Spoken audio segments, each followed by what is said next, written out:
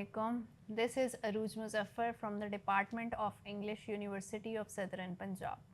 In our previous lectures, we were discussing that what is the significance of writing documents and why should we compose our writing with the help of documents.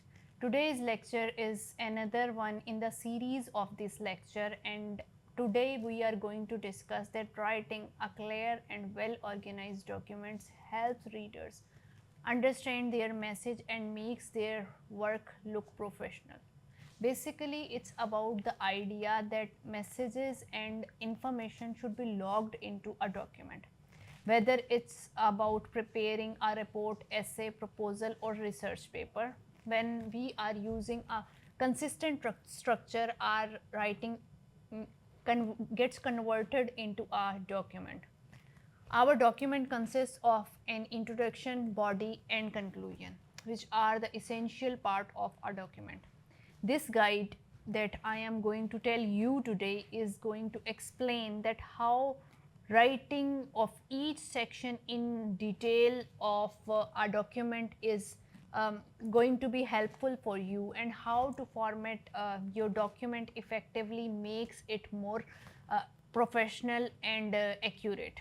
We are going to discuss some sample outlines for reference as well. Like, we are going to discuss it with the help of an example. For example, the title of it is The Impact of Renewable Energy on the Global Economy.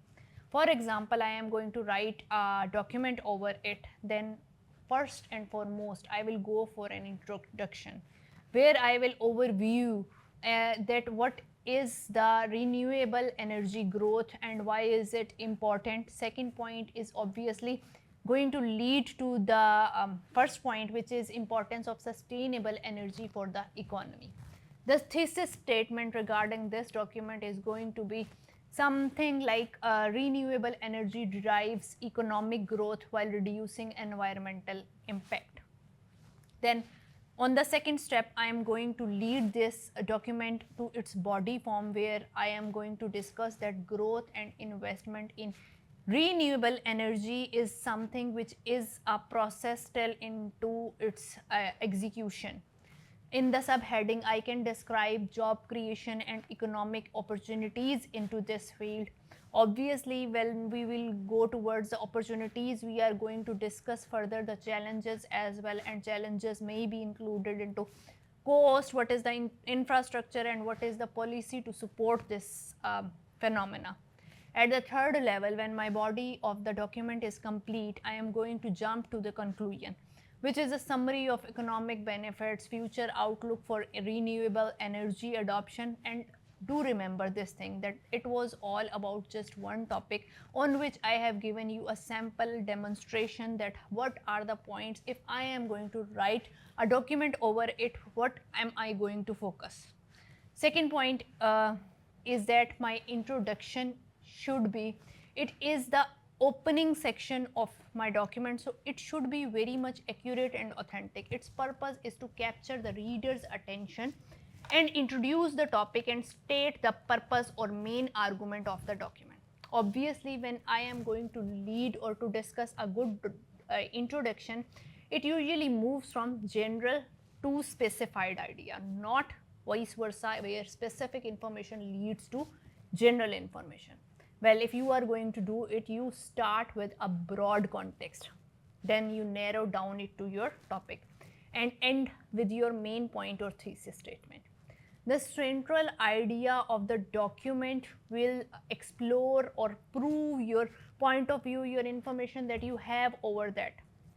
For example, in recent years, just listen to it like I am going to explain a paragraph into a flow, so you may understand it more better in a more effective or better way.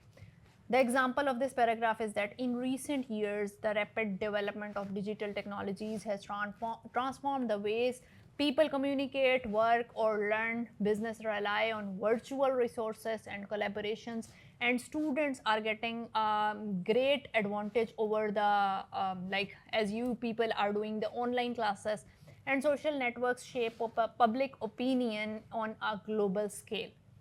Basically, what I have done over here into this paragraph is that I have expressed that what is the prestige and what is the title and what is the scope of the things that are getting digital nowadays. But however, this digital revolution also raises serious concerns about our data privacy and cyber security.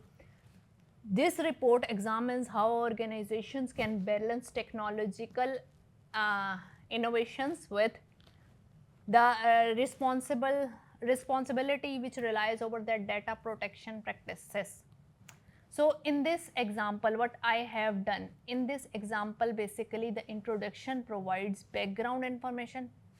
It provides and it highlights the importance of the topic and clearly manifests and describes and states that what is the document will going to prove or to discuss to you.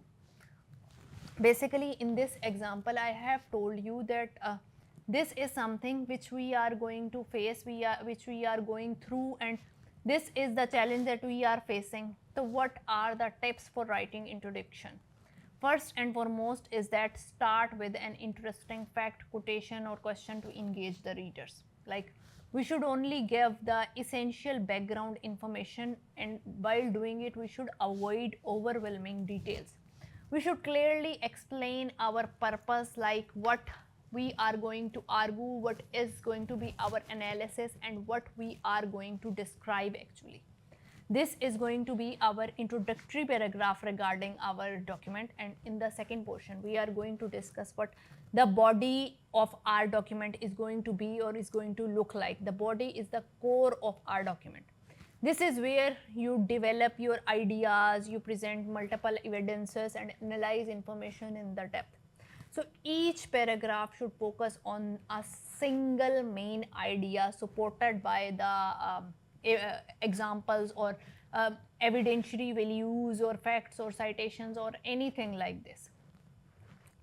Then we should go for organization of the body into our paragraph. We must divide the body into sections with clear headings and subheadings. If the document is, for example, very long, this helps the reader follow his argument, his document, his opinion, his point of like what he is going to go through, his perspective, you may say it's his opinion or any argument that he has in his mind. A common structure is that the point which is needed to be stated should introduce the idea. It should be like the topic sentence. Then we should move towards the explanation of that point, and we should provide reasoning or analysis. The example of it might include the support with the help of multiple facts, statistical data, or many other examples or something like this. Then we should link, we should conclude or do a transition smoothly to the next point, like for example we can help it understand with this effect or this paragraph that what are the causes of climate change. One of the primary causes of climate change is the emission of greenhouse gases such as carbon dioxide, methane, or nitrous oxide. These gases trap heat in the Earth's atmosphere, which leads to creation of a greenhouse effect that leads to rising global temperatures. Human activities, especially the burning of fossil fuels for energy, industrial production, and deforestation, are the problems that have significantly increased these emissions over the past century. For example, the US Environment Protection Agency reports that global carbon dioxide levels have risen by over 50% since the Industrial Revolution. This evidence clearly shows that human behavior plays a central role in accelerating climate changes.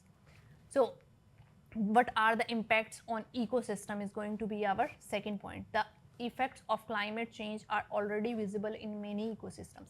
Polar regions experience melting ice caps and shrinking habitats for animals such as polar bears and seals. In tropical regions, even the coral reefs are dying due to ocean acidification and rising temperatures.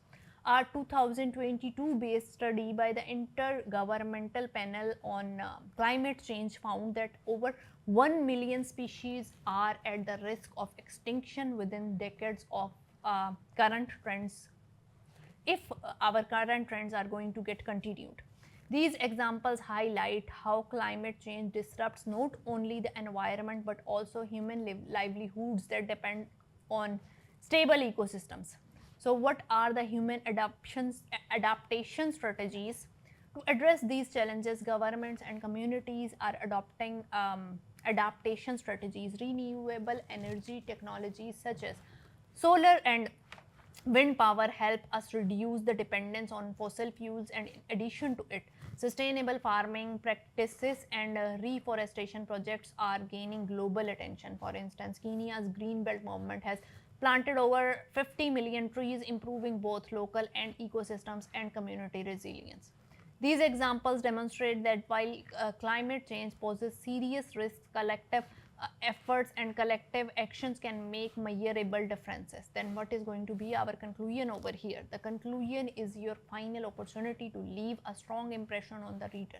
It should summarize your key ideas, restate the main point, and offer final insight and recommendations. You should avoid introducing new information into this section. For example, into our conclusion of this paragraph or of a well-structured document, it follows a logical flow from introduction to conclusion, allowing reader to grasp complex ideas with ease. The introduction provides context and purpose. The body develops arguments and analysis, and the conclusion reinforces the central message. By applying these structures, writers can communicate clearly, maintain reader engagement, and achieve their intended purpose. Whether persuading, informing, or analyzing, if the documents are about a specific topic, or the conclusion, like the point that we have already discussed, that if our topic is the climate change or renewable energy, the conclusion might also offer recommendations or predictions based on the discussion. Then we must go for formatting the guidelines. Professionals, formatting makes our document easier to read and more credible. We should follow the general guidelines like elements and recommendations. Font, use a readable or prescribed form like Times New Roman, Calibri, Arial, or our font size must be 12 or 14 or 16 to the headings, and 12 to the text. Line spacing should be 1.15 or 1.5. The margins should be 2.5 on all the sides. Alignment, left aligned or justified text. And these points and these headings should be used in the bold format, and the size of the headings should be different from the text. Then page numbers should be added at the header and footer of each page, and references should be included in the form of or in the list of bibliography. Citation is required, and some additional tips can be followed by using bullet points or numbered list, or for clearly or while presenting multiple items. These are the points that need to be considered while writing a document. And one last and most important thing is that proofreading of the document is the key to make it look professional and accurate, because proofreading carefully for grammar, spelling, consistency before submission leads to the success of a document. I hope this is complete and understandable for you. Thank you so much.